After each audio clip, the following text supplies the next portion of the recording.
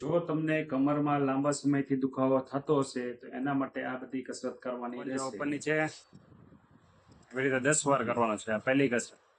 બીજી કરો 2 પગ આજુબાજુ ખાલી સાઈડમાં. હા. બીજી ગોળ ફેરવો.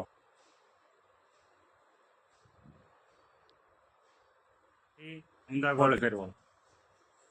ઊંધા ગોળ ફેરવો. પાછવી પગની પાની નીચે ભી આપો આમ 10 ગણો ત્યાં સુધી 1 2 3 4 5 6 7 8 9 10 ઢીલો મૂકો. એવી રીતે 10 વાર કરવાનું. હવે ગોઠણ એના પછીની કસરત ગોઠણ નીચે રૂમાલ કે ઓશીકો રાખીને ભી દેવાનું ગોઠણથી. એટલી કસરત કરવાની છે. જો આ તકલીફ સિવાય બીજો કોઈ તમે બીજા વિષય પર વિડીયો બનાવવા માંગતા હોય તો એ કમેન્ટ બોક્સમાં કમેન્ટ કરો. અને જો તમને મારું કામ ગમ્યું હોય તો લાઈક કરો, ફોલો કરો અને બધાને શેર કરો. Thank you.